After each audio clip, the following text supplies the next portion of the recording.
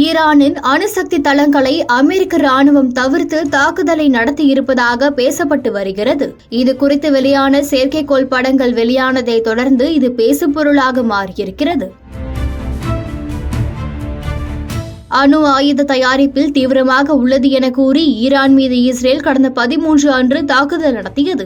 இரு நாடுகளிடையே போர் தீவிரம் அடைந்த நிலையில் ஈரான் நாட்டின் 3 அணுசக்தி தளங்களான ஃபோர்டோவ், நடான்ஸ் மற்றும் இஸ்பஹான் ஆகியவற்றை குறிவைக்க அமெரிக்கா ஆபரேஷன் மிட்நைட் ஹேமர் நடத்தியது.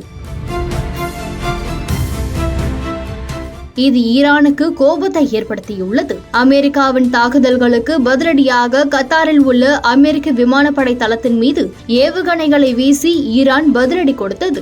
அந்த தாக்குதலை தடுத்து நிறுத்தியதாகவும் எந்த உயிரிழப்பும் ஏற்படவில்லை என்றும் கத்தார் தெரிவித்துள்ளது. இந்நிலையில் சமீபத்திய செயற்கைக்கோள் படங்கள் ஈரானின் அணுசக்தி திட்டத்தில் ஏற்பட்ட சேதம் பெரிதாக இல்லை என்பதை காட்டும் விதமாக இருக்கிறது. அமெரிக்க விண்வெளி தொழில்நுட்ப நிறுவனமான மாக்ஸர் டெக்னாலஜிஸ் வெளியிட்ட படங்கள் அமெரிக்க ராணுவம் முக்கிய ஆராய்ச்சி தளத்தில் உள்ள உலைகளை தாக்காமல் கவனமாக இருந்ததை காட்டுவதாக இருக்கிறது. ஒரு சிறிய அணு உலையை தாக்கினாலும் கதிரியக்க கசிவுகளை ஏற்படுத்தக்கூடும், மேலும் எதிர்கால மோதல்களுக்கு ஆபத்தான முன்னுதாரணமாக அமையும். எனவே அமெரிக்க ராணுவம் கவனமாக செயல்பட்டதாக தெரிகிறது. அதே நேரத்தில் அமெரிக்கா குறிவைத்து நடத்திய தாக்குதலில் அணு உலைகளில் கதிரியக்க பாதிப்பு எதுவும் ஏற்படவில்லை என்று ஈரான் தரப்பு கூறியது.